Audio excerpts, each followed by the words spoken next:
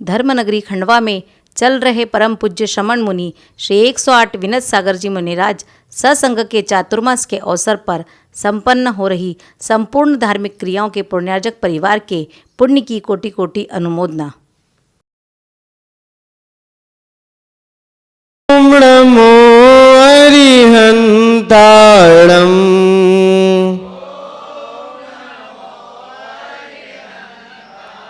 ओम नमो सिद्धाणं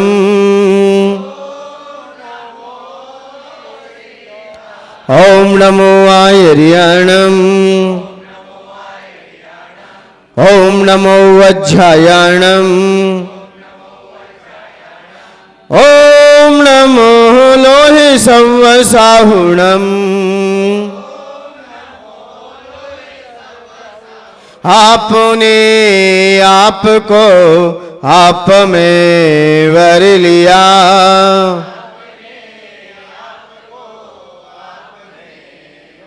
चेतना को स्वयं ही प्रखर कर लिया।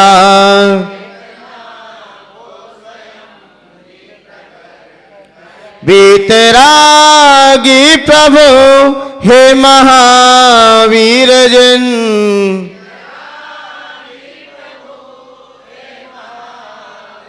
आदिनाथ प्रभु तुम हो तारण तरण,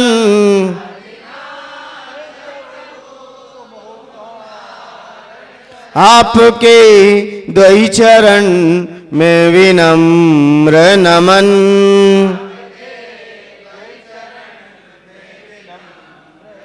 निर्विकारी हुए वस्त्र अंबर किए,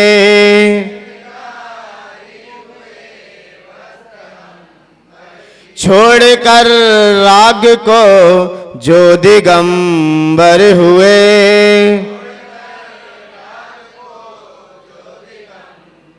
हे विराग गुरु दो विरागी नयन,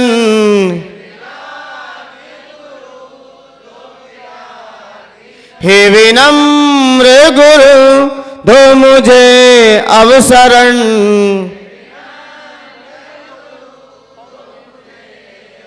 है नमन दे शरण दो समाधि मरण।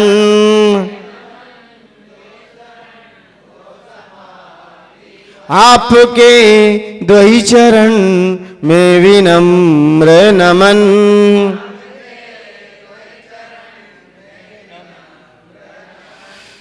आपके द्वै चरण में विनम्र नमन।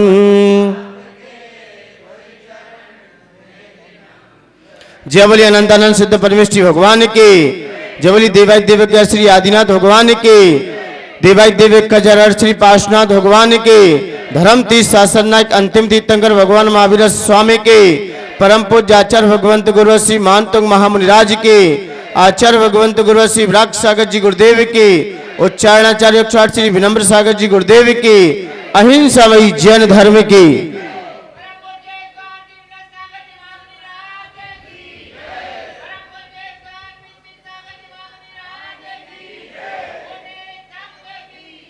भक्तामर प्रणत मौलिमणि प्रभाण मुद्योतकं दलित पाप तमोवितानम,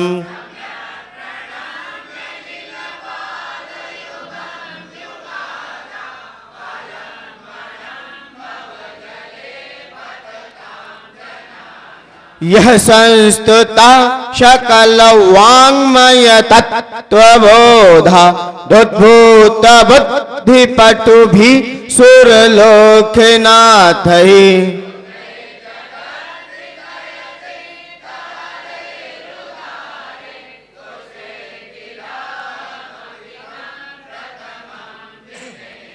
यही शांत राग रुचि भी परमाणु भिस्त्वं निर्मापितस्त्रिभुवनैक ललाम भूत,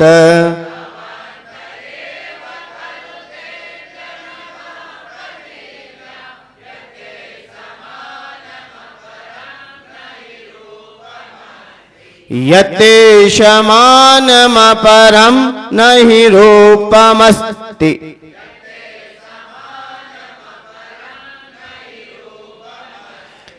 कल समझा कि भगवान जैसा रूप हमें आपका दिखाई देता है, जितने भी दुनिया में अच्छे परमाणु थे आप उनसे निर्मित हो गए, आप उनसे रच गए, आपका उनसे निर्वाण हो गया।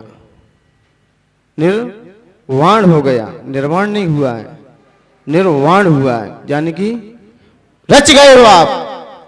कल आचार्य भगवंत ने कहा और विगत दिन से भक्ति का सिलसिला जारी है।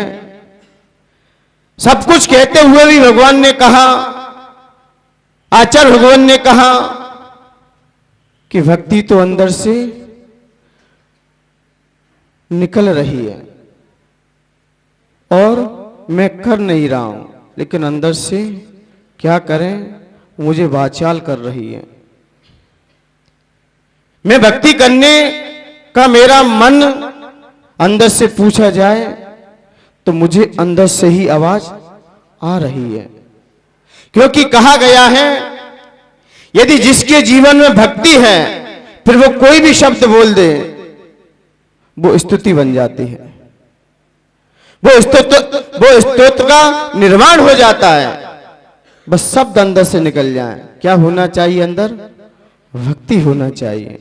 तो कल कहा कि भगवान आपके परमाणु आपके पास हैं, वो परमाणु ही आपने यहीं से लिए, लेकिन किसके माध्यम से? किसके माध्यम से? परिणाम के माध्यम से। किसके माध्यम से? परिणाम के माध्यम से। लेकिन हम उन पुद्गल परमाणुओं को कितना कलेक्ट कर पाते हैं और किस भावों से कर पाते हैं? मुख्यता तो इसकी है, क्योंकि हम सामने वाले को प्रणाम करते हैं, नमस्कार करते हैं, तो क्या चाहते हैं उसके गुण मेरे पास आ जाएं। पहले तो हमें विचार करना होता है कि उसके पास ये गुण है कि नहीं, और तब हम कहीं झुक पाते हैं, तब कहीं हम अपनी विनम्रता दिखा पाते हैं। जो जिनवर नमन करे पाप कर्म समन करे, जो जिनवर को नमन करे पाप कर्म को समन करे, जो जिनवर को अपना जीवन चमन करे, अपना जीवन चमन करे।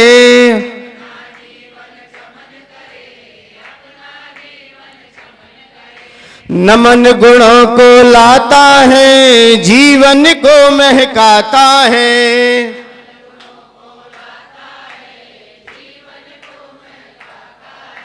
सम्यक दर्शन से, ओहो सम्यक दर्शन से ये भाव बनाओ रे, जीवन है। हो जीवन है। होनी अनहोनी हो, होनी अनहोनी कब क्या घट जाए रे, जीवन है। जो जिनवर को नमन करे पाप कर्म को समन करे,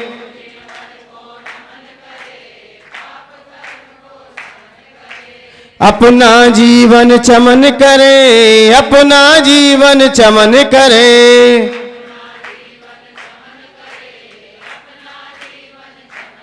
नमस्कार करने से, प्रणाम करने से हम सामने वाले के गुणों को पाना चाहते हैं। नमन हम किस लिए करते हैं? नमन एक है लेकिन भाव अनेक है। हम किस भाव से नमन कर रहे हैं सामने वाले को, जैसा आपका भाव होगा, जैसी आपकी आत्मा की प्रणति होगी, वैसा ही परमाणु हमारे पास आ जाएगा। हम किन भावों से नमन कर रहे हैं? क्योंकि नमन कई तरीके से होता है। कोई व्यक्ति किसी को झुकता है, लोभ के कारण भी झुकता है, स्नेह के कारण भी झुकता है और भय के कारण भी झुकता है। इन्हीं कारणों से वो झुक जाता है, इसी कारणों से वो प्रणाम करने लगता है। लेकिन इसने लोभ बस यदि प्रणाम किया है, वो प्रणाम वास्तविक प्रणाम नहीं है। वो आपको सामने वाले के गुणों को दिलाए, ये कोई गारंटी नहीं है। क्यों? क्योंकि आपके अंदर उसके प्रति स्नेह, भय और आशा है, और इसलिए प्रणाम किया है। तो ऐसे ही परमाणु हमारे पास आएंगे। और आपने निस्वार्थ भाव से किसी को प्रणाम किया है, आपने निस्वार्थ भाव से प्रणाम किया है, तो उसके गुण आपके पास आ जाएंगे। जैसा सामने वाला होगा वो गुण आपके पास आ जाएंगे। फिर अच्छा गुण हो चाहे बुरा गुण हो। हम इतने अच्छे सज्जन बनकर जीवन जिए, इतने अच्छे बनकर जिए ताकि लोग अच्छे कर्म करने वाले पर ही विश्वास करते हैं। जो अच्छे कर्म करते हैं और यदि उन्हें कोई गलती भी हो जाए, कोई सज्जन व्यक्ति हो, श्रेष्ठ व्यक्ति हो, भगवान की भक्ति करता है, गुणों से गाता है, अच्छे कर्म करता है, और उस पर कोई गलती भी हो जाए तो लोग उसे बुरा नहीं कहते, उसके समय को बुरा कहते हैं कि समय ने उसका साथ नहीं दिया। हम इतने अच्छे बने, अच्छे बनने के बावजूद भी कोई गलत कार्य हो जाए तो लोग हमें दोष ना ठहराएं, समय को दोष दें कि समय ने उसका साथ नहीं दिया, समय ने उसके साथ अच्छा नहीं किया, क्योंकि समय ने उसे अपने पास बुला लिया, समय ने उसके साथ अच्छा नहीं किया। कोई व्यक्ति होता है ना, श्रेष्ठ होता है, सज्जन होता है, और उम्मीद रहती है कि व्यक्ति आगे निकल जाएगा, और नहीं निकल पाता है तो लोग किसको बुरा कहते हैं? उसको बुरा कहते हैं कि समय को कहते हैं। यदि समय को बुरा कह रहे हैं तो समझना चाहिए हमारे अंदर कुछ काबिलियत आ चुकी है, कुछ योग्यताएं आ चुकी हैं। यदि लोग समय को बुरा कहें, लोग दो को ही तो बुरा कहते हैं, या तो समय या फिर व्यक्ति, कि व्यक्ति ऐसा था इसलिए आगे नहीं बढ़ पाया, और व्यक्ति के अंदर काबिलियत होते हुए भी आगे नहीं बढ़ पाया, फिर समय को ठहराया जाता है। तो इसलिए आचार्य भगवंतों ने कहा है कि दुनिया में आप सर्वश्रेष्ठ की तलाश मत करना भूल के, कि दुनिया में ये श्रेष्ठ है, ये वो श्रेष्ठ है। आप श्रेष्ठ की तलाश मत करना, आप स्वयं श्रेष्ठ बनना सीख जाओ, आप स्वयं अच्छा बनना सीख जाओ। क्या पता लोग आपकी ही तलाश में हो। हम स्वयं अच्छे कार्य करें, अच्छे विचार रखें। अच्छे विचार के दो हाथ भी सौ हाथ का काम करते हैं। यदि अच्छे विचार हमारे हैं तो, और अच्छे विचारक नहीं है तो दो हाथ भी कोई काम के नहीं है। तो आचार्य भगवंतों ने कहा, कल यही बात हम लोगों को संबोधन करते हुए कहा कि अच्छे परमाणु, अच्छे विचार, अच्छी सोच और अच्छे भावों से आते हैं। क्योंकि अच्छे परमाणु आने से हमारे अंदर स्वस्थता भी आती है और मन प्रशस्त भी होता है, मन प्रशस्त भी होता है। आप कहेंगे कि कल तो भगवान के गुणों के बारे में चर्चा होनी चाहिए और उनके शरीर के बारे में कल चर्चा हो गई, तो ये पर्याय दृष्टि हुई कि नहीं हुई? द्रव्य दृष्टि तो गई नहीं, ये कौन सी दृष्टि हो गई? पर्याय दृष्टि हो गई। मान्यवर, ये तो सत्य है कि द्रव्य दृष्टि रखना चाहिए, लेकिन आप आइसक्रीम लेने जाते हो दुकान पर किसी की, तो आइसक्रीम के साथ आपको क्या देता है? वो साथ में डंडी भी दे देता है। डंडी देता है कि नहीं देता है? क्यों दी डंडी? आपने मूल पैसा किसका दिया? आइसक्रीम का, डंडी का? किसका दिया? क्यों दिया? क्योंकि आइसक्रीम गुण किसके अंदर है? आइसक्रीम के अंदर के डंडी के अंदर है, और हमें कीमत डंडी की भी देनी पड़ेगी, क्योंकि जब तक वो लगी रहेगी तब तक आप उसे हाथ में उठाते रहोगे। हाथ में लिए रहोगे, छोड़ोगे नहीं। क्यों? क्योंकि उसमें आइसक्रीम है। आप बाजार में केले लेने जाते हैं, डंठल भी देता है केले वाला और छिक्कल भी देता है, और आप भाव किसका करते हैं? केले का। क्यों किया केले का भाव आपने? क्योंकि हमें केला चाहिए। केला तो छुपा है, केला दिख भी नहीं रहा है, दिख तो छिक्कल ही रहा है। सामने हमें क्या दिख रहा है? छिक्कल दिख रहा है, डंठल दिख रहा है उसका, और केला तो आपको दिखाई भी नहीं दे रहा। दिख रहा है कि नहीं दिख रहा है? उसके अंदर है कि नहीं? केला आप क्यों लेना चाहते हो? कोई पूछे आप क्यों खरीदना चाहते हो, तो आपको ये तो पता होगा केले के अंदर बहुत सारे गुण हैं। क्या है? गुण है। हम उन गुणों की कीमत कर रहे हैं। किसकी कीमत कर रहे हैं हम? जो गुण है उनके अंदर, उसकी हमारी निगाह में कीमत है, इस छिक्कल की नहीं है। ऐसे ही भगवान, भले ही आपका ये शरीर दिखाई दे रहा है, लेकिन शरीर के अंदर क्या है? गुण है। क्या है? गुण है। यदि केला, यदि छिक्कल उसका काला पड़ जाए तो अंदर क्या है? केले की संभावना क्या है? क्या है? खराब हो चुका है। ऐसे ही सामने वाला व्यक्ति आपको मुरझाई हुआ चेहरा दिख जाए तो आप उसके दर्शन करोगे क्या?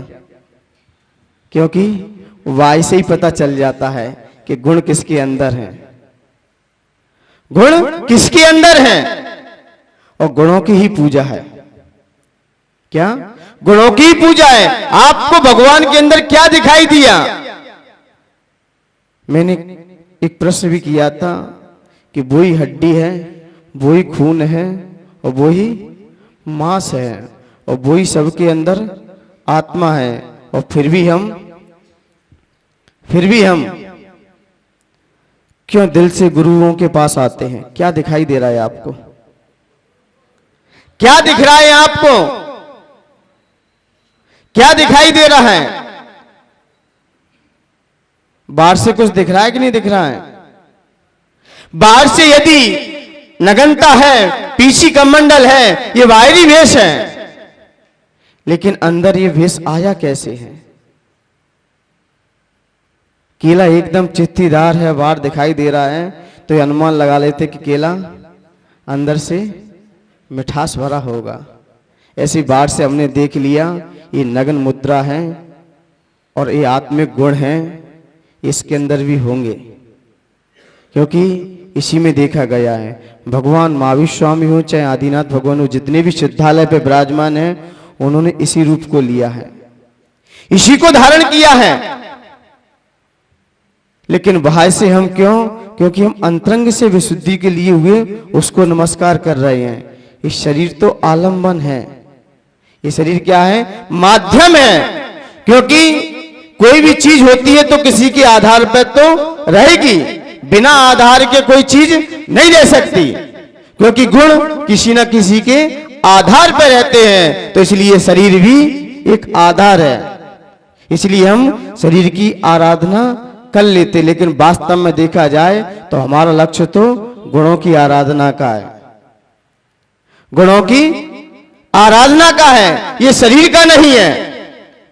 क्योंकि शरीर को आधार लेके आपने भगवान की आराधना की, भगवान की पूजन की, गुरुओं की पूजन की, और आधार आप शरीर ही देखते रहे, शरीर का ही अवलोकन करते रहे, अंतरंग दृष्टि नहीं डाली, तो मान्यवर बाह्य दृष्टि डालने से आपको गुण प्राप्त नहीं हो जाते।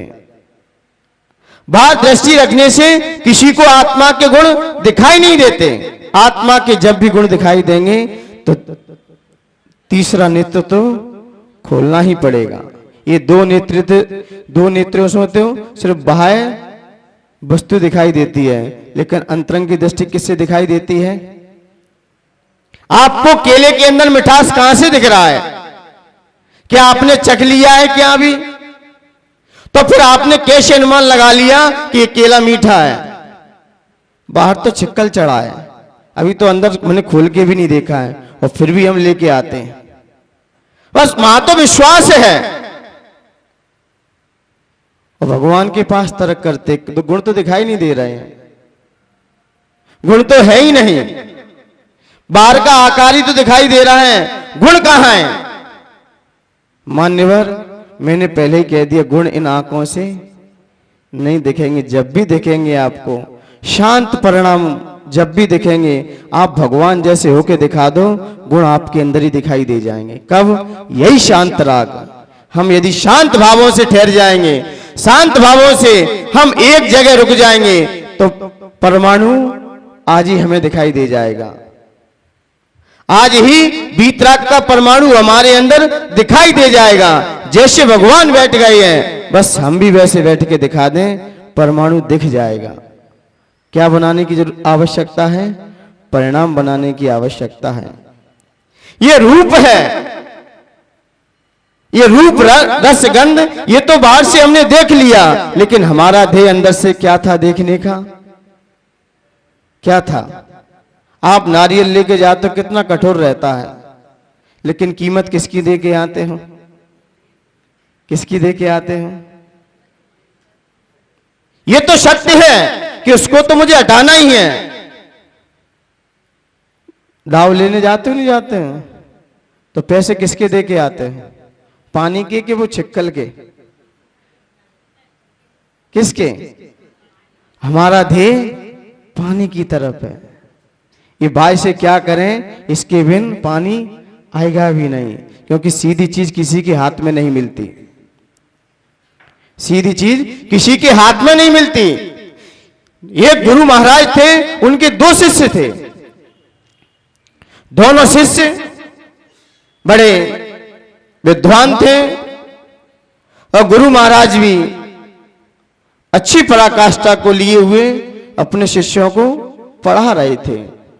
उसी समय वहां पर एक ज्योतिषी पधारा और ज्योतिषी ने जैसे ही गुरु महाराज को देखा और देखते ही उसने कहा कि मैं चेहरा देखकर दूसरों का भविष्य बता देता हूं। क्या? दूसरों का चेहरा देखते ही, मैं चेहरे का अवलोकन करते ही सामने वाले के अंदर क्या चल रहा है और ये क्या रूप में है, ये सब कुछ बता देता हूं। तो गुरु महाराज ने कहा, आप तो मेरा ही बताइए, आप तो मेरा ही बताइए, मेरा क्या चल रहा है और क्या है। तो ज्योतिषी ने बड़े ध्यान से गुरु का चेहरा देखा और देखकर बताया कि चेहरे की जो बनावट है कुछ ऐसी है कि आप बहुत बड़े क्रोधी लगते हैं। क्या हो? बहुत क्रोधी हो। और आंखों को देखकर कहा कि आपके आंखों में ईर्ष्या है। आप जब भी किसी को देखते हो तो दृष्टि कैसी रखते हो? ईर्ष्या की रखते हो। और आपके होठों पर हमेशा, आपके होठों पर हमेशा एकदम लालचपना भरा रहता है। क्या भरा रहता है? लालच है। ये सारे गुणों को बताया, सारे शिष्य भड़क गए कि मेरे गुरु के बारे में आप ऐसा बोल रहे हो। तो गुरु महाराज ने कहा, शिष्यों से शांत रहिए, ज्योतिषी को अपना काम करने दीजिए। और भी विशेषताएं बताई। गुरु ने खुश होकर ज्योतिषी को सम्मान किया, पुरस्कारित किया और बड़े सम्मान से उसे विदा कर दिया। तब शिष्यों ने पूछा, गुरु महाराज आप तो ये बताइए कि आपके अंदर मैं इतने साल से चरणों में रह रहा हूं, अभी तक ये सारे अवगुण हमें आपके अंदर बिल्कुल भी नहीं दिखाई दे रहे हैं, ना झलकते हैं किसी भी रूप में, लेकिन फिर भी आपने वो ज्योतिषी का सम्मान कर दिया। तब गुरु महाराज ने कहा, हे बालक, हे वत्स, मैं जानता हूं आप वर्तमान को देख रहे थे, लेकिन मैं भविष्य में भूत को देख रहा था। मैं किसको देख रहा था? भूत को देख रहा था, क्योंकि भूत में हमने ना जाने कोई ऐसा अपराध किया होगा, तभी आज मेरी आंखों में किसी के प्रति ईर्ष्या की आंखें सामने वाले को दिखाई दे रही हैं। माथे पर जो लालचीपन दिखाई दे रहा है, होठों पर जो दिखाई दे रहा है, जरूर हमने कोई भूत में ऐसा किया होगा, तभी आज हमारे चेहरे की बनावट ऐसी आ गई है। हमने पूर्व में किसी के साथ ऐसा किया होगा। आंखें हो चाहे चेहरा हो, ये पूर्व का ही है, ये नया नहीं बना है। पूर्व में हमने जैसा किया है वैसा चेहरा हमारा बन के सामने आ गया है। लेकिन अब ज्योतिषी को इतनी खबर नहीं थी, उसने मेरे वर्तमान नहीं बताया, क्योंकि वे सारे अवगुण मैंने ज्ञान के बल से और अपनी बुद्धिमानता से और अपने विवेक से सारे गुणों को अब हटा दिया है। अब अंदर से सारे अवगुणों को मैंने हटा दिया है। लेकिन ज्योतिषी को क्या दिखाई दे रहा था? भविष्य भूत दिखाई दे रहा था, उसे वर्तमान तो दिखाई नहीं दे रहा है। यदि जिसको वर्तमान दिखाई दे जाए अपना, वो कभी भयभीत नहीं होगा। वो जान जाएगा कि मैंने पूर्व में ऐसा किया होगा, जरूर किया होगा मैंने। जब जनक जी अपनी सभा में बैठे हुए थे तो उन्होंने कहा कि सभा जब तक शोभायमान नहीं होती, जब तक सभा में आध्यात्मिक चर्चाएं ना हो जाएं। तो लोगों ने कहा, विद्वान लोग बैठे हुए थे और विद्वान लोग बैठे थे, सारे विद्वत गण बैठे थे, लेकिन लोगों ने कहा सबसे आध्यात्मिक प्रेमी अभी देखा जाए तो अष्टवक्र हैं। कौन है? अष्टवक्र बहुत आध्यात्मिक प्रेमी हैं। चर्चाएं जब भी करते हैं आध्यात्मिक करते हैं, उसी आत्मा के बारे में चर्चा करते हैं। तो सारे लोगों ने कहा उनको आमंत्रित किया जाए। अष्टवक्र आमंत्रित में जब किए गए, जब वो सभा की ओर प्रस्थान कर रहे थे तो सारे लोग देखकर हंसने लगे। सारे लोग देखकर क्या करने लगे? हंसने लगे।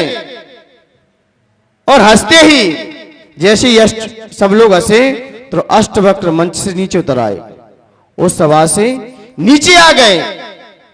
तो राजा ने कहा, राजा जनक ने कहा कि आप सभा में पहुंचे फिर वापस क्यों आ गए? आपको ऐसा क्या हो गया? तब अष्टवक्र ने कहा, अष्टवक्र ने क्या कहा? इन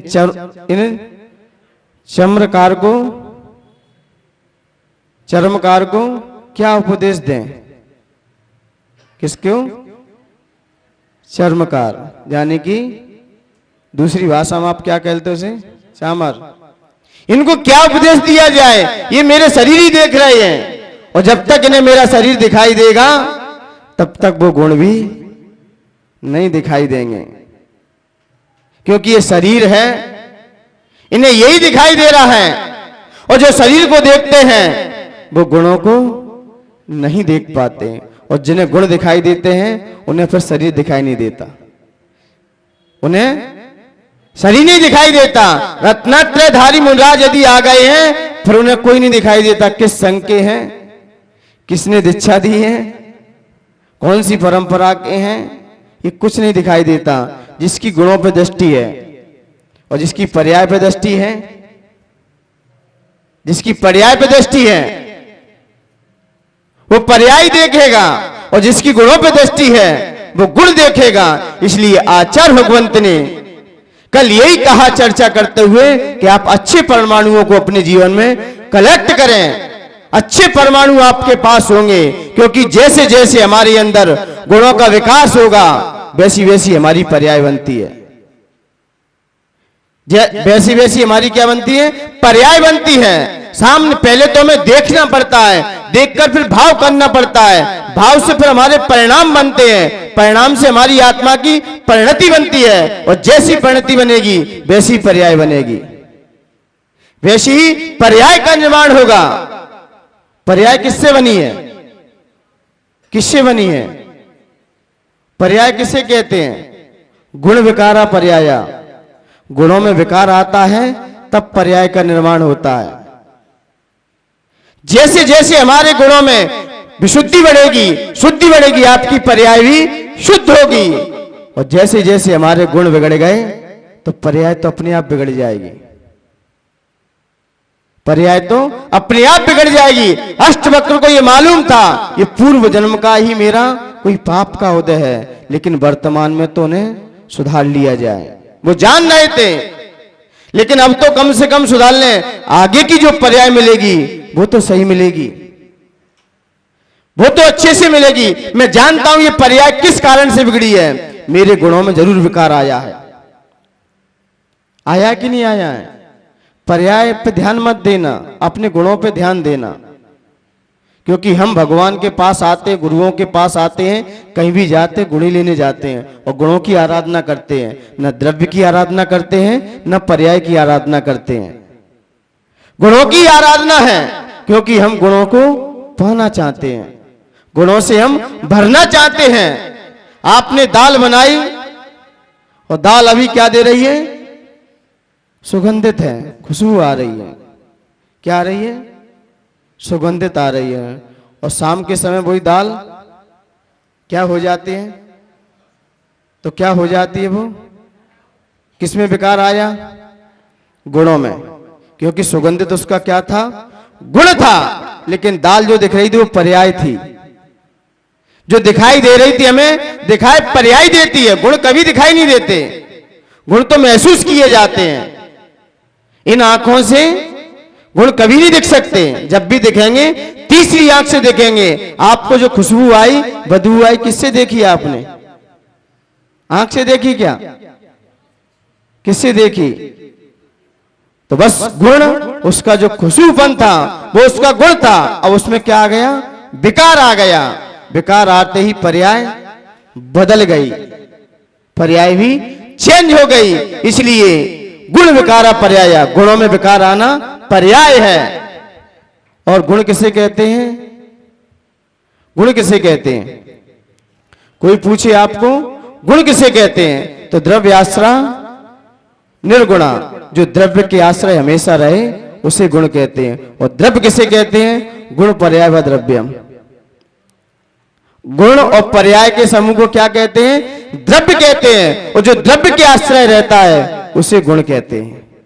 घुमाव वही है, बस समझने का तरीका हमें मालूम होना चाहिए। यदि कोई आपसे पूछे कि आपको द्रव्य मिला है, गुण भी मिला है और पर्याय भी मिली है, लेकिन सबसे पहले शुद्धि किसकी करोगे? किसकी शुद्धि करोगे? हैं? आपसे पूछा जाए कि आपको तीनों चीजें आपके पास, द्रव्य भी है, गुण भी है और पर्याय भी है। और जो भगवान को द्रव्य गुण पर्याय से जान लेता है, वास्तव में उसको अपनी आत्मा को भी जान लेगा। और जो भगवान को द्रव्य गुण पर्याय से नहीं जान सकता, वो तीन काल में भी अपनी आत्मा को नहीं जान सकता।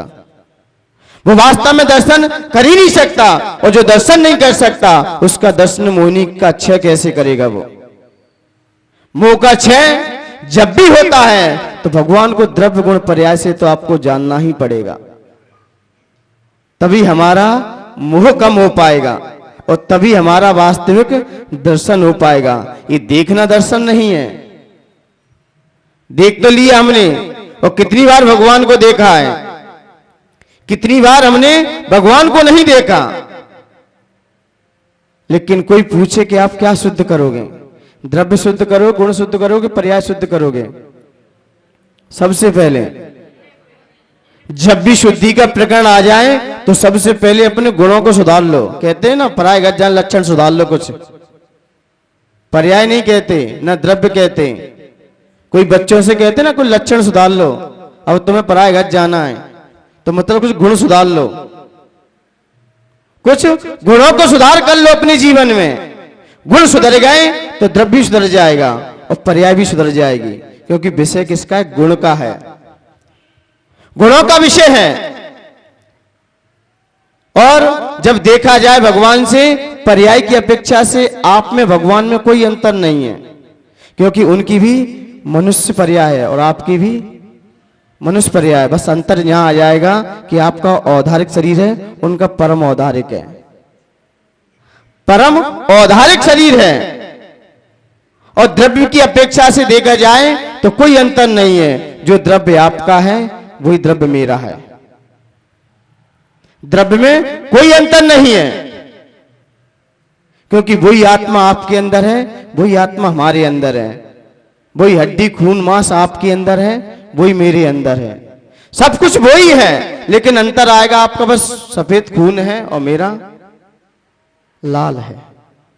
लेकिन अंतर कहीं नहीं पड़ रहा है। लेकिन अंतर आता है तो गुणों की अपेक्षा से आ जाता है, क्योंकि आपने सारे गुणों को प्रकट करके दिखा दिया है और हमने अपने अभी गुणों को प्रकट नहीं कर पाया।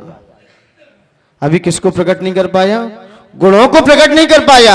आपने गुणों को पूर्ण प्रकट करके दिखा दिया है और हमारे गुण ढके रहे हैं, अभी ढक गए हैं। हे भगवान, इसलिए मैं अपने गुणों की शुद्धि करने के लिए आपके पास आया हूं। जब गुण शुद्ध हो जाएंगे तो द्रव्य भी शुद्ध हो जाएगा, क्योंकि गुण में विकार आया है तभी पर्याय बनी है।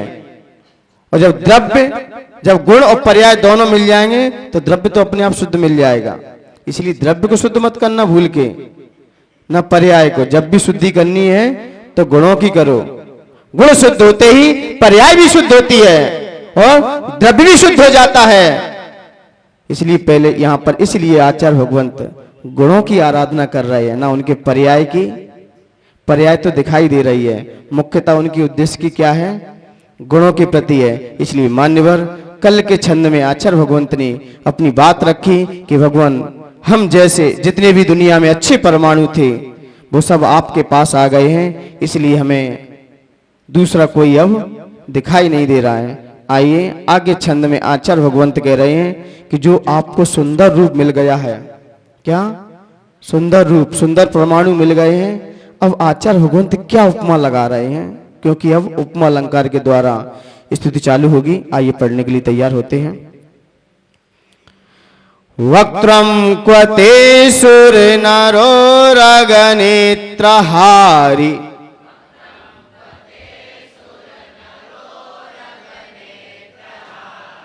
वक्त्रम क्वते सुर नरो रगनेत्रहारी,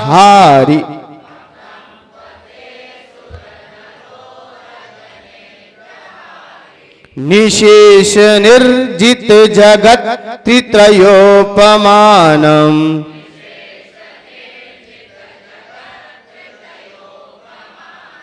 निशेष निर्जित जगत त्रित्रयोपमानम,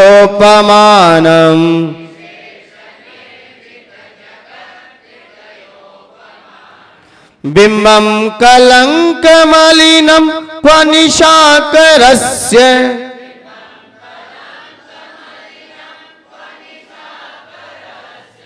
यद्वासरे भवति पाण्डुपलाश कल्पम,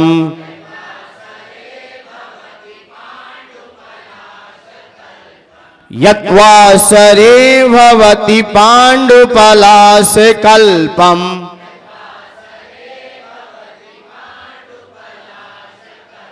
बोलिए एक साथ।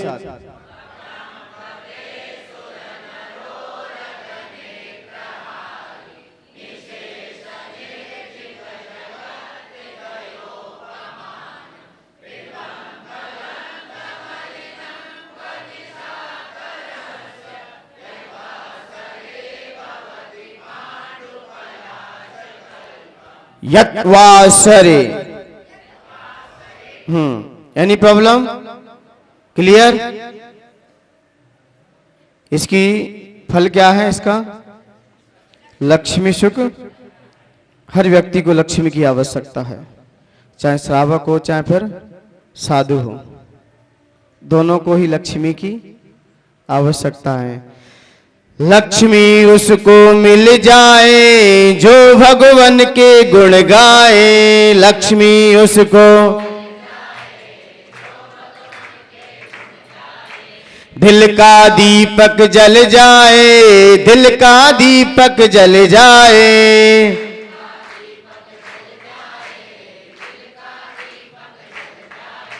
ज्ञान बढ़ता जाता है, एक दिन मंजिल पाता है, ज्ञान बढ़ता।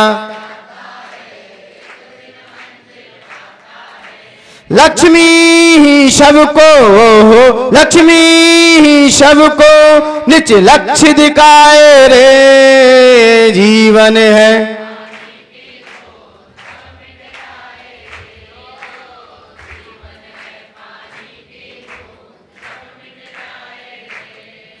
होनी अनहोनी हो, होनी अनहोनी कब क्या घट जाए रे।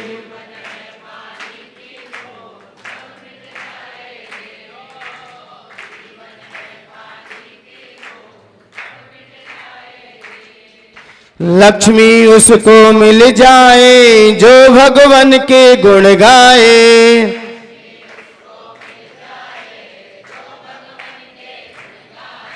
दिल का दीपक जल जाए, दिल का दीपक जल जाए।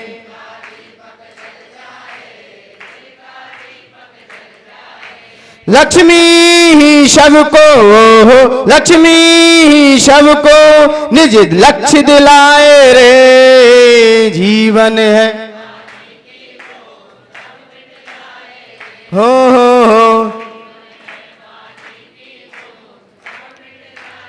हर व्यक्ति को लक्ष्मी की आवश्यकता होती है, चाहे श्रावक हो चाहे फिर साधु हो।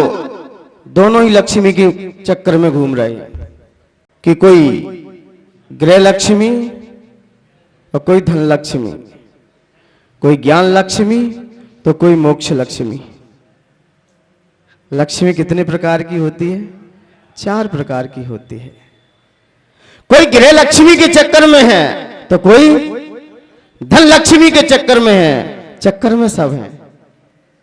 बिना लक्ष्मी के कोई लक्ष्य प्राप्त नहीं कर सकता, चाहे गृहस्थ आश्रम का हो और चाहे साधना का लक्ष्य, साधना की यात्रा हो, चाहे मोक्ष की यात्रा हो। लक्ष्मी जरूरी है।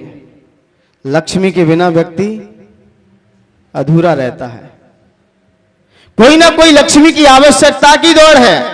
सुबह से शाम तक व्यक्ति लक्ष्मी के पीछे भाग रहा है। अब किसको कितनी मिली है ये सब उसकी किस्मत की बात है, उसकी किस्मत है, उसका भाग्य है। लेकिन लक्ष्मी की तलाश में सब है। हर कोई लक्ष्मी की आवश्यकता में ही जी रहा है। और लक्ष्मी आते ही व्यक्ति के आगे श्रीमान लगता है। वैसे कभी नहीं लगेगा, क्योंकि श्री का मतलब ही लक्ष्मी है। श्री का मतलब क्या है? लक्ष्मी। जब तक पुरुष की शादी ना हो तब तक उसे श्रीमान नहीं लगा सकते आप। क्या नाम है भैया जी का? दिलीप भैया। जब तक आप अपने पुत्र की शादी नहीं कर लेते तब तक क्या कहते हैं? कुमार है। और शादी लगते ही क्या लग जाता है? श्रीमान। क्यों?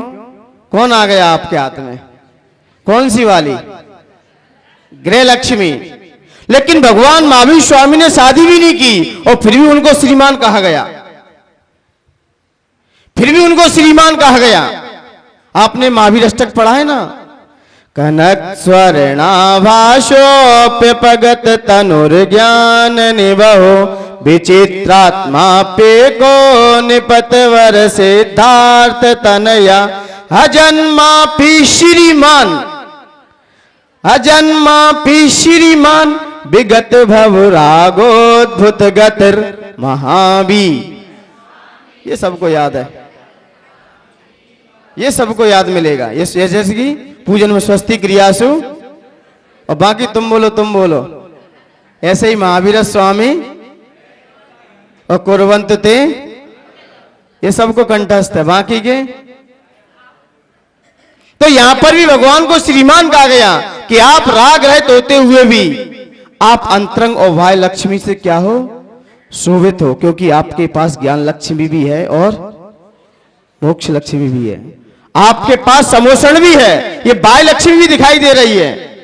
सारा राज वैभव जो दिखना चाहिए वो सब आपके पास हो, इसलिए आप क्या हो?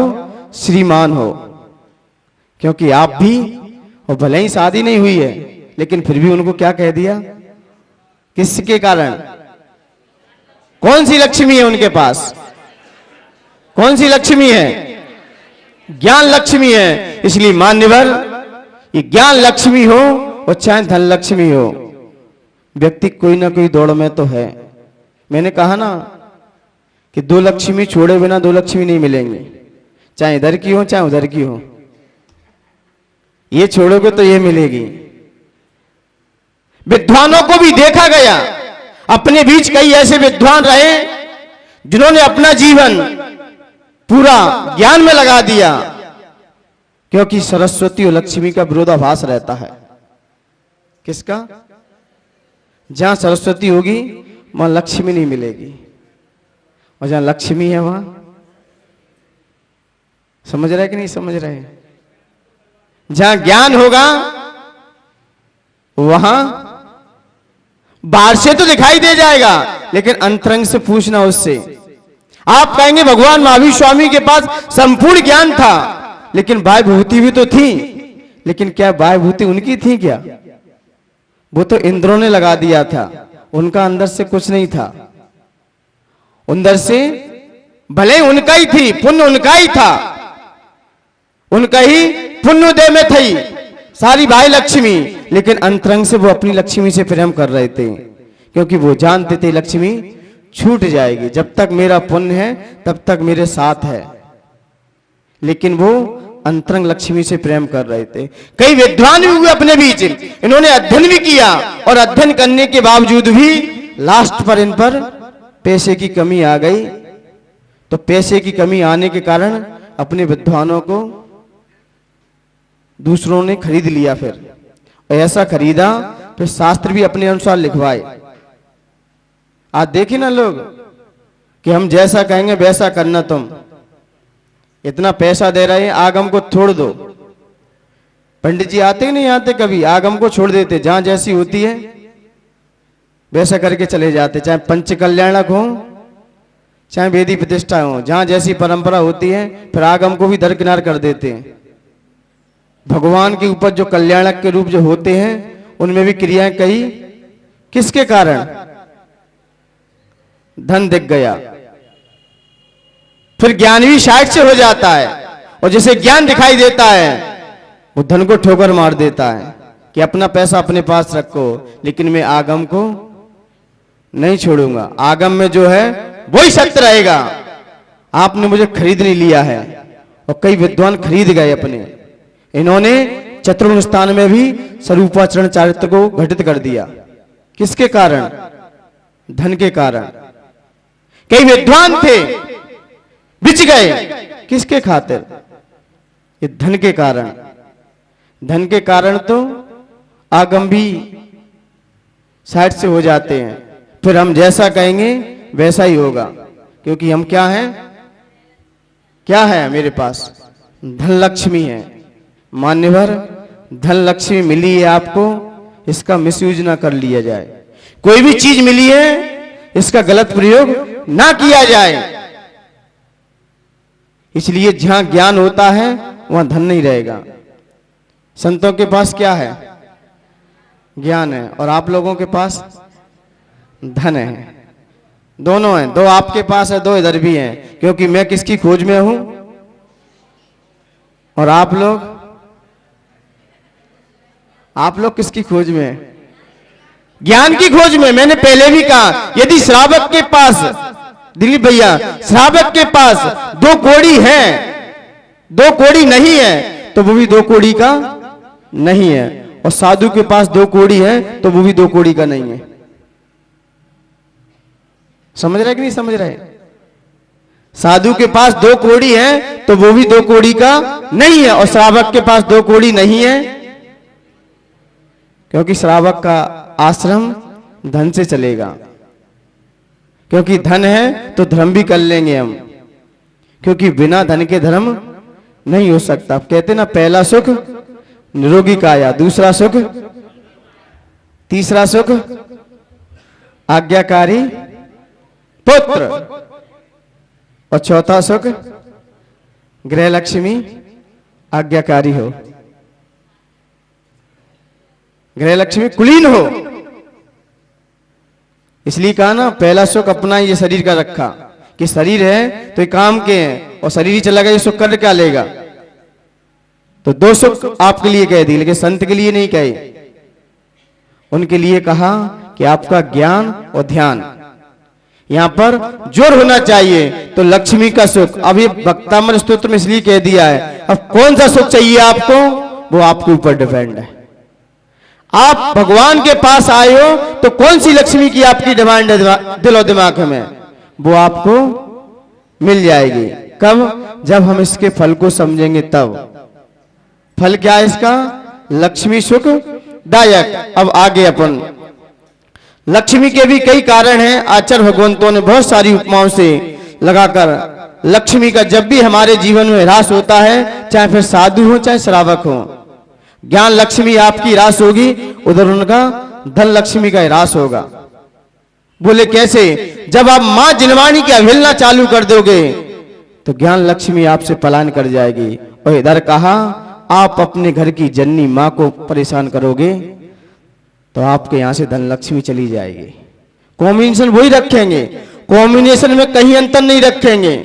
दोनों लक्ष्मियों की बढ़ोतरी किससे होती है?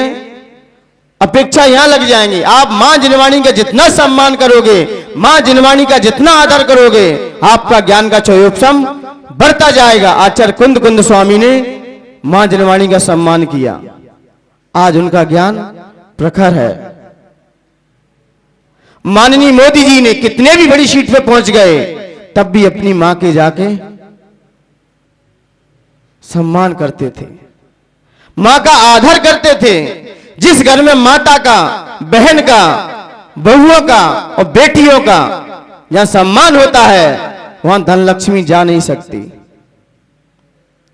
क्योंकि जहां पर इनका अपमान होना चालू हो जाए, अनादर होना चालू हो जाए, तो धन लक्ष्मी वहां से उठ जाएगी। क्योंकि तुम पे गृह लक्ष्मी संभल नहीं रही तो धन क्या संभाल लोगे? क्योंकि धन किसके लिए आप कमा रहे हो? जब तुम पे गृह लक्ष्मी पे किसके अधीन होके आई है? वो मां किसके अधीन है? और स्त्रियों का जीवन देखा जाए वास्तव में बचपन से लेकर अंत तक दूसरों के अधीन ही रहता है, पराधीन है। क्यों? जब छोटे थे मां बाप के अंडर में रहना पड़ा, थोड़े बड़े हो गए, शादी हो गई, अब पति के अंडर में। शादी के पहले तक माता पिता भाई अपना फर्ज निभाते हैं, और शादी के बाद पति।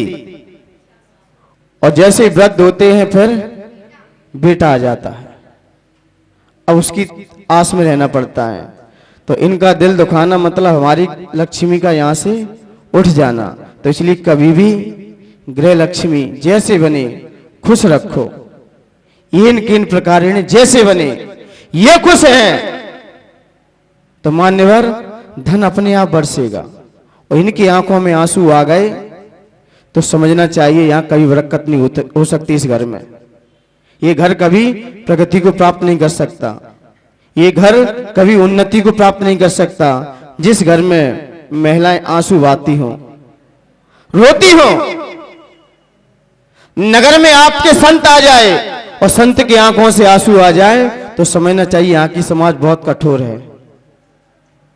क्योंकि समाज में साधु का प्रसन्न रखना चाहिए, जैसे बने तैसे, क्योंकि इनकी प्रसन्नता ही हमारी समाज को उन्नति पर पहुंचा सकती है।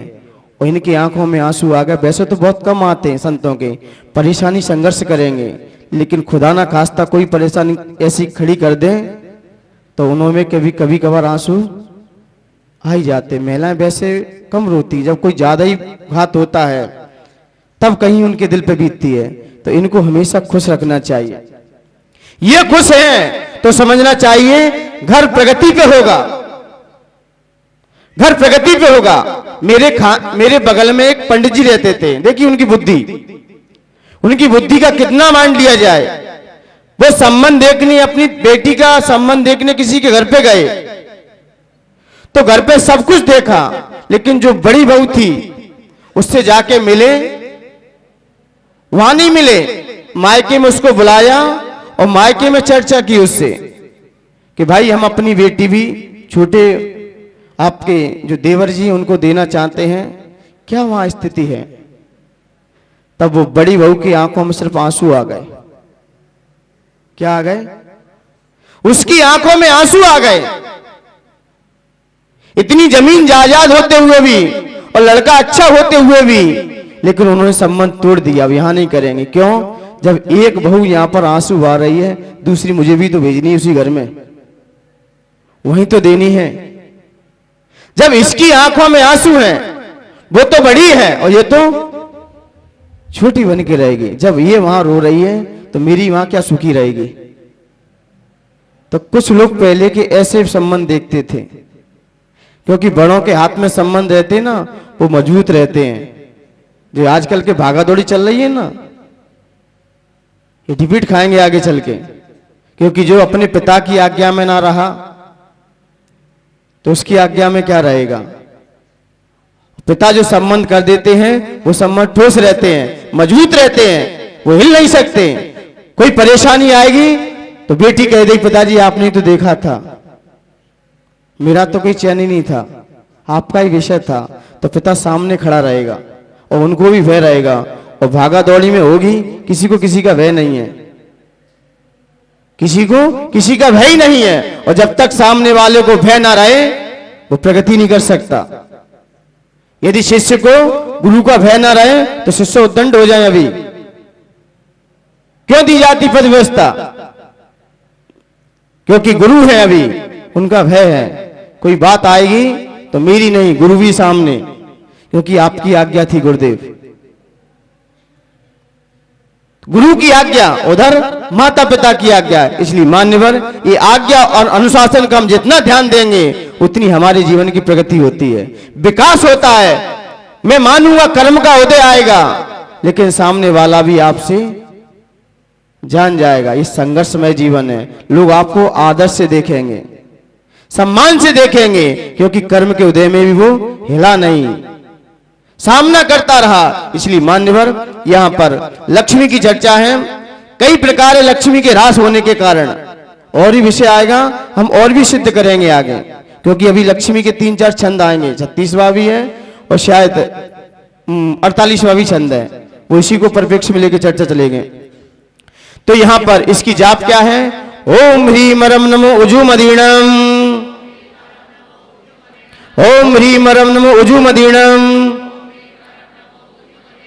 ओम ह्रीम रम नमो उजू मदीणम। ऐसे मुनिराज जिन्हें कौन सा ज्ञान है? ऋजुमति मना पर्याय ज्ञान। मना पर्याय ज्ञान 2 प्रकार का होता है, एक ऋजुमति, एक विपुलमति। ऋजुमति का मतलब है सरल सरल बातों को जानना। सरल सरल आप क्या सोच रहे हो, आपके मन में क्या चल रहा है वो जान जाएंगे, लेकिन जानेंगे वही जो खुद अपने मन की बात जानते हैं। ऋजुमति मना पर्याय ज्ञान के धारी वो स्वयं अपनी मन की बात जानते हैं, तब दूसरों की जान सकते हैं। क्योंकि जो स्वयं समझ सकता है वही दूसरों को समझा सकता है, और जो स्वयं ही नहीं समझ रहा है और दूसरों को उपदेश दो। आप पहले स्वयं से सोच जाओ, स्वयं तो विचार करो उस पर, स्वयं तो आप अपने मन की बात जानो, तब दूसरों के आप मन की बात जानने लगते हैं। और आजकल देखा जाए लोग दूसरों की भविष्यवाणी बहुत कर रहे हैं और खुद की पता नहीं है। और भविष्यवाणी करना तो अच्छी बात है, लेकिन धंधा क्यों बना के रखा है? आचार्य विमल सागर जी भी थे, निस्वार्थ थे, अपेक्षा ही नहीं थी। एक व्यक्ति था, देखिए कितनी मजाक की बात है।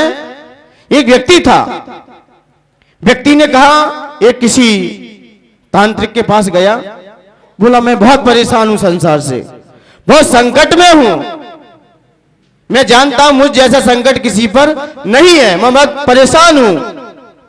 तो उसने कहा भाई 2 दिन बाद आप मेरे पास इस समय आप आ जाना। बोले क्या लेके आना है? बोले कुछ नहीं, आप अपने आंगन की मिट्टी लेके आ जाना। कहां की मिट्टी? आंगन की मिट्टी लेके आ जाना। और किसी के पास जाओ तो खाली हाथ तो जाना ही नहीं चाहिए। तो वो भी कुछ लेके गया और गया 2 दिन बाद उसने मिट्टी को लिया और मिट्टी को लेकर वहां रख दिया जहां पर वो बैठते थे। और वहां पर उन्होंने अपना हाथ रखा और हाथ रखते ही बोलते आपके जीवन में बहुत परेशानी है। व्यक्ति बोला वो तो है ही, वो तो मैंने बता ही रहा हूं आपसे, बहुत परेशानी में आप। बोले क्या? आपकी पत्नी पड़ोसियों के घर में उतनी ज्यादा बैठती रहती है। कहां पर? आपकी जो पत्नी है ना, पड़ोसी घर में बहुत जाती है बार बार। ये भी आपका दुख का कारण है। बोले हाँ सही बात है। बोले आपकी बेटी कॉलेज की कह के जाती है, लेकिन जाती कहीं दूसरी जगह है। बेटा भी आपका है, वो भी नशा में डूबा रहता है, तो ये आपको परिवार का सुख तो कोई मिला ही नहीं है। और आपका पड़ोसी भी आपका विरोधी है, वो भी आपका पक्ष नहीं रखता है। तो व्यक्ति बहुत हंसा, एकदम अंदर से इतना खुश हुआ, इतना खुश हुआ। तो पंडित जी ने बोला एक तो आपका इतना दुख और फिर भी खुशी हो रही है आपको। बोले इतनी खुशी है आपको दुख होना चाहिए, आपके ऊपर तो संकट इतना है फिर भी खुश हो। तो पंडित जी ने पूछा आप इतने खुश क्यों हो रहे हो, इसका कारण क्या है? तो उसने कहा पंडित जी मैं घर से मिट्टी लाना भूल गया, मैंने आपके आंगन की मिट्टी उठाई है। मैं अपनी मिट्टी लाना भूल गया, मैंने मिट्टी कहां से उठाई है?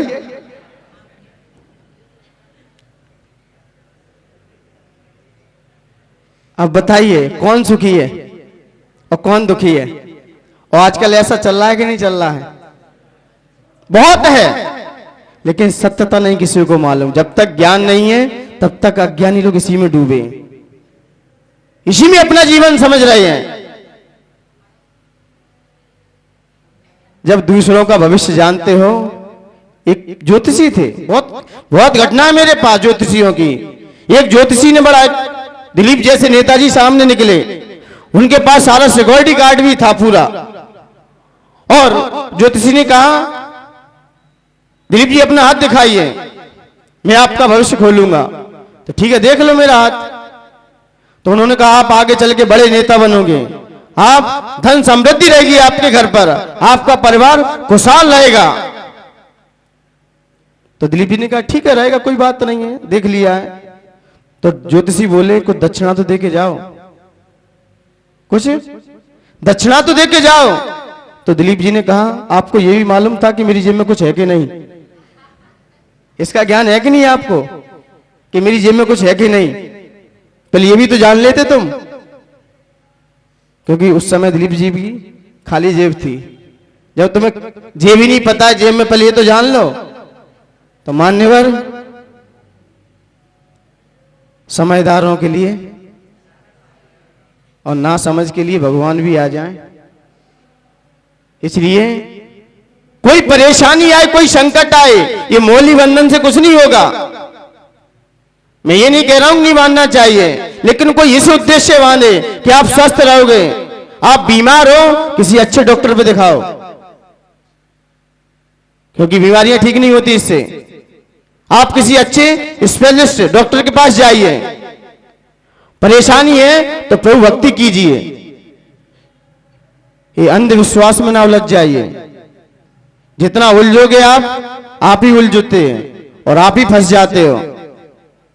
और कुछ लोग ऐसे हैं अपने चंगुल में फंसा लेते हैं, भोली समाज को, भोले परिवार को, भोली जनता को कुछ लोगों ने अपने ऐसे चंगुल में फंसा के रखा है कि वो जब भी कहते हैं कि मेरी वैसाखी पे ही चलना, मेरे पास ही आना और किसी से कुछ कहना मत, मैं कहूं वैसा ही करना।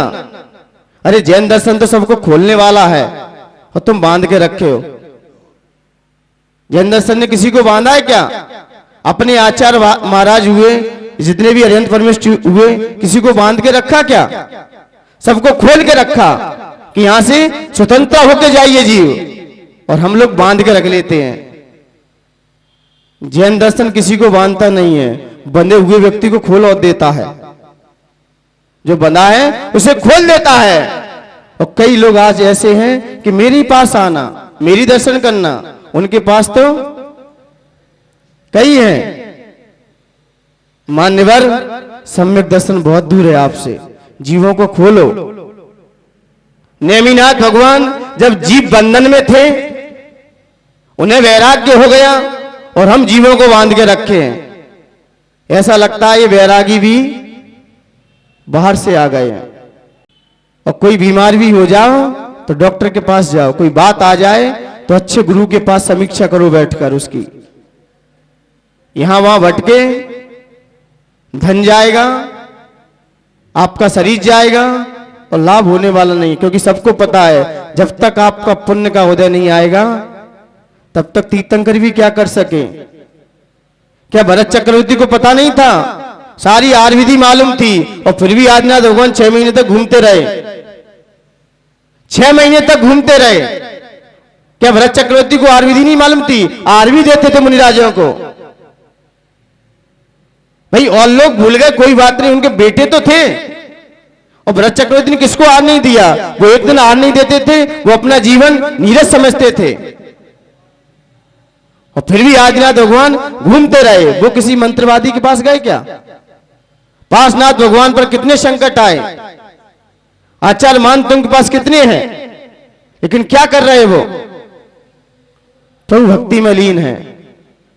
आप पे संकट है तो प्रभु के निकट आ जाओ, यही सबसे बड़ा मार्ग है।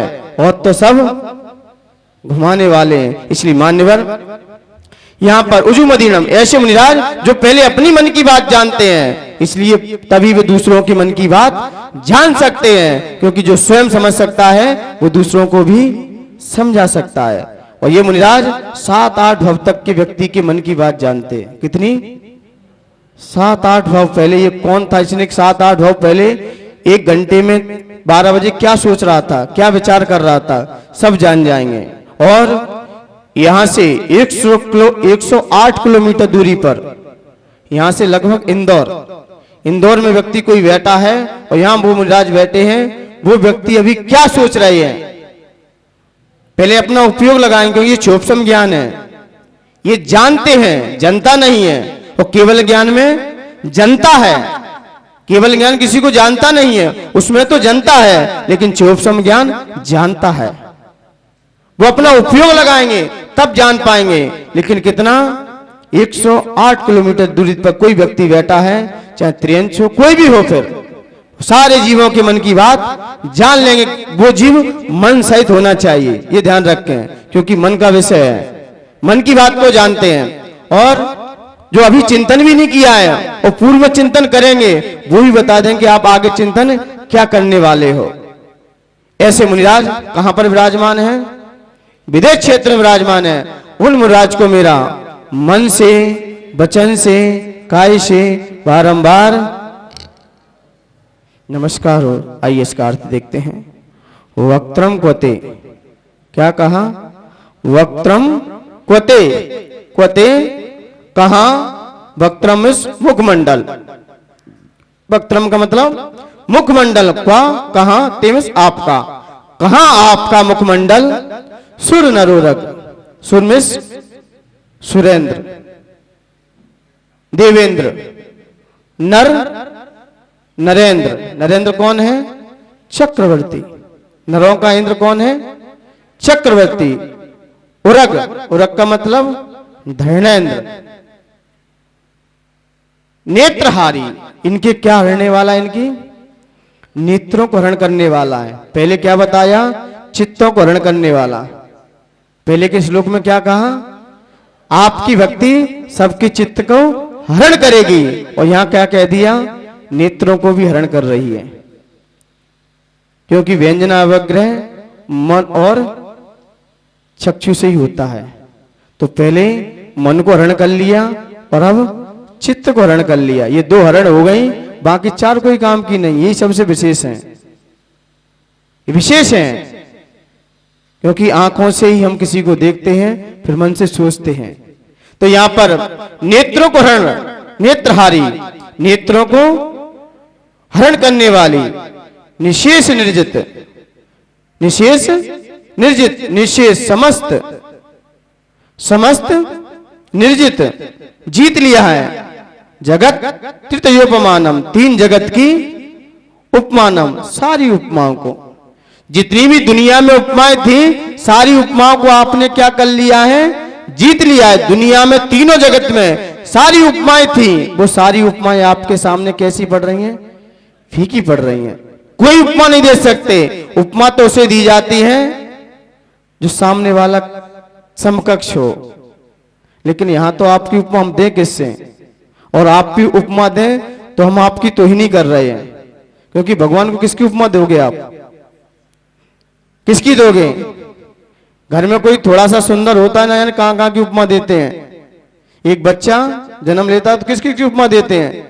नाक मम्मी जैसी और दादी कान जैसी, क्या क्या कहते हैं? और जब वो बिगड़ जाता फिर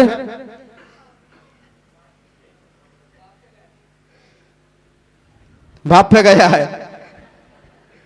जब बालक, पहले तो कहा कि बाप जैसी कान है, नाक है, होठ है, जे दादी जैसे जे, वो सब लगा देते उपमाएं। और जब बालक वही बिगड़ जाता है फिर कहां पे गया है? उपमाएं अच्छे में लगती है, गलत में कोई उपमाएं नहीं लगती। अही महाराज जी की क्या नाम है, सुब्रत सागर जी है ना, सुब्रत सागर जी हैं। यहाँ के गौरव है कि नहीं? यहाँ के गौरव है, अच्छी बात होना चाहिए। और भी यहाँ के नगर गौरव तैयार रहें आगे। गौरव नहीं हुए तो गोबर तो हो ही जाओगे, गौरव नहीं बने तो शब्द को घुमाना पड़ेगा आपको। नगर गौरव है। यदि कहीं भी कोई व्यक्ति जाए और इनके पास दर्शनार्थ होने जाए, दर्शन करने जाए, तो व्यक्ति क्या कहेगा? हमने इनके साथ खेला है, बैठे हैं, उठे हैं, इनके साथ हमारा जीवन यापन हुआ है। और कोई व्यक्ति यहाँ का खंडवा का हो और गया और वहां जाके चालू कर दे पीना, उल्टे सीधे काम करे, फिर कहोगे मेरे साथ थका है? कहोगे क्या? क्यों?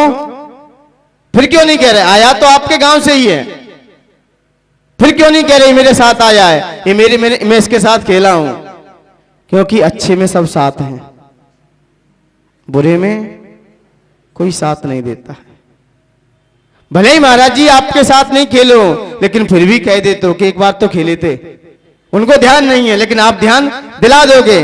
और सामने वाला शराबी तो खड़ा है, वो कह रहा है ये तो मेरे ही है, आप कहिए मेरा नहीं ले जाओ उसे कहीं। क्यों? क्योंकि अच्छे कार्य में सब साथ है, अच्छे में सारी उपमाएं हैं। तो भगवान यहां पर यही कह रहे हैं कि भगवान कि आपके अंदर जो आपका मुखमंडल है, जो सभी के नेत्रों को क्या करने वाला है? हरण करने वाला है। बिम्बम कलंक, बिम्बम कलंक, बिम्बम कलंक, वह बिंब कलंक, कलंकी मलिनम, मल से रहित वह बिंब। कौन साकरस्य, क्या कहां चंद्रमा, कहां चंद्रमा का बिंब, कहां चंद्रबिंब। अब इसमें एक उपमा लगा दिए तो अभी, वैसे लगनी नहीं चाहिए, फिर भी लगा रहे, किसकी लगाएं भाई? चंद्रमा ही दिखाई देता है, चांद जैसा मुखड़ा, किसकी उपमा लगाते हैं? भले ही मुखड़ा कैसा भी हो, लेकिन उपमा कहां की लगेगी? चांद की मुखड़ा। लेकिन यहां पर आचार्य भगवंतों ने चंद्रमा का उपमा दे दी है कि क्या कहा? कहां वह कलंकी चंद्रमा, जो कलंक से युक्त चंद्रमा, यद्वासरे, जो कि दिन में, यद्वासरे सुबह ही, दिन में भवती होता है, पांडु पलाश कल्पम। आपने पलाश का फूल देखा होगा, गुलाबी पिंक कलर का, लाल कलर का होता है एकदम, और फागुन के महीने में आता है, लाल कलर का होता है, और पेड़ पे लगा रहता, तब तो सुंदर लगता है, बहुत अच्छा लगता है। नीचे काला लगा रहता है, कुछ काली डंडी होती है, ऊपर एकदम लाल दिखाई देता है। और जैसे ही वो जमीन पे गिरता है तो फीका पड़ जाता है, पीला पड़ जाता है, फिर उसे कोई देखना पसंद नहीं करता। ऐसे ही चंद्रमा रात्रि में तो अच्छा लगता है, और जैसे ही सूर्य आ गया दिन में तो कैसा पड़ जाता है? फीका पड़ जाता है। चंद्रमा की कांति पूरी हट जाती है, और चंद्रमा में भी तो दाग है, लेकिन आप तो बेदाग हो, और आप तो बेदाग हो और राग से भी रहित हो। तो हम आप किसकी उपमा दे दें? फिर भी लगाई चंद्रमा की, वो भी उपमा फीकी पड़ गई। तो आचार्य भगवंत ने कहा कि कहां वह कलंकी चंद्रमा, कहां वह कलंकी चंद्रमा, जो दिन में पुष्प के समान फीका पड़ जाता है, जो दिन में पलाश के पुष्प के समान फीका पड़ जाता है। और कहां आपका मुखमंडल, कहां आपका मुखमंडल जो शीतलता देता है, धवलता का सूचक है और सुंदरता का अन्वेषण है, सुंदरता को दर्शाने वाला है। ये सारी उपमाएं चंद्र की तो ठीक है, लेकिन आपका मुखमंडल तो इससे भी श्रेष्ठ है। आपका मुखमंडल तो इससे भी श्रेष्ठ है, क्योंकि मनहारी है, नेत्रहारी है, और चंद्रमा में ये गुण नहीं है। तो यहां पर आचार्य भगवंत ने कहा, हे भगवान, कहां आपका मुखमंडल और कहां वह कलंकी चंद्रमा जो दिन में पलाश के पुष्प के समान फीका पड़ जाता है, पलाश के पुष्प के समान फीका पड़ जाता है। और कहां आपका मुखमंडल जो देवेंद्र, नरेंद्र और धरणेंद्र इन सब के नेत्रों को हरण करने वाला, और कहां वह कलंकी चंद्रमा जो दिन में पलाश के पुष्प के समान फीका पड़ जाता है। महिलाएं देखी ना, चांद में सबसे पहले क्या देखेंगी? अपने पति का रूप देखती हैं। क्या देखती हैं? देखती नहीं देखती चंद्रमा में। और पति क्या कहता है? आपका तो चंद्रमा जैसा मुखड़ा है। और वो उसमें क्या देख रही हैं? और जब पुत्र पैदा हो जाता तब पुत्र से क्या कहती हैं? वो कौन है? फिर वो कौन है? बहुत अच्छी बात है। आइए अपनी दोनों आंखें बंद कीजिए, फीड करने के लिए तैयार होते हैं।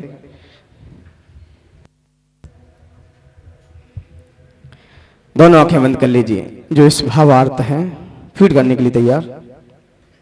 वैसे फीड तो हो गया होगा। हे भगवान, सभी के नेत्रों को हरण करने वाला, सारी उपमाओं को जीतने वाला, कहां वह कलंकी चंद्रमा जो दिन में पलाश के पुष्प के समान फीका पड़ जाता। चित्र दिखाई दे रहा है, नहीं देख रहा है?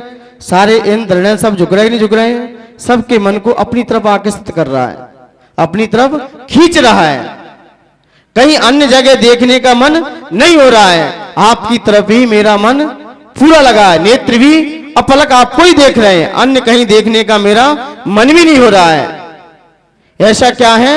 आपका मुखमंडल है, वहां से कभी हट नहीं रहा है, हट नहीं रहा है, वहीं देखने का मन हो रहा है। क्योंकि अच्छी वस्तु दिखाई दे जाए फिर आंखें भी वहीं रुक जाती हैं। तो आज सभी के नेत्रों को हरण कर लिया है। आइए फीड करने के लिए तैयार होते हैं।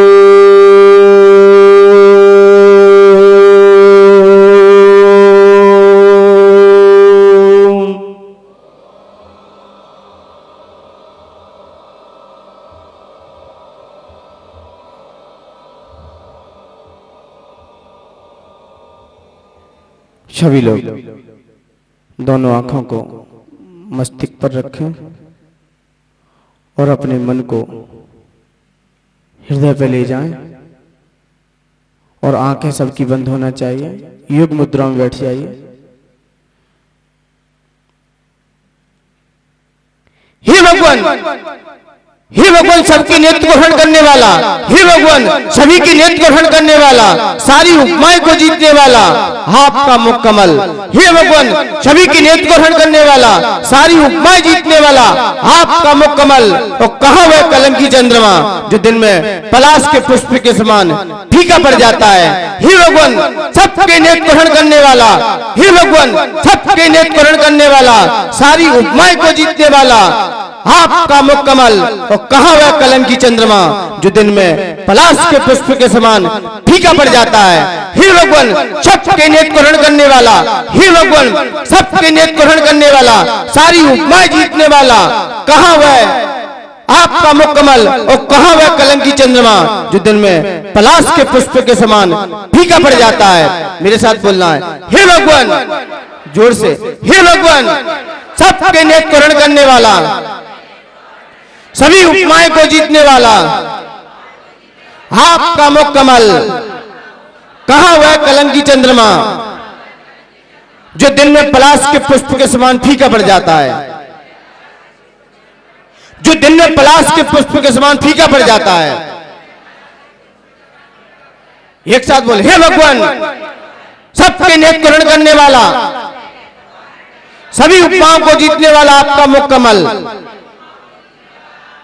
कहाँ वह कलंकी चंद्रमा जो दिन में पलाश के पुष्प के समान फीका पड़ जाता है। अंतिम बार, हे भगवान सबके नेत को हरण करने वाला, सभी उपमाओं को जीतने वाला, आपका मुख कमल कहाँ वह कलंकी चंद्रमा जो दिन में पलाश के पुष्प के समान फीका पड़ जाता है। अपनी आंखें खोलिए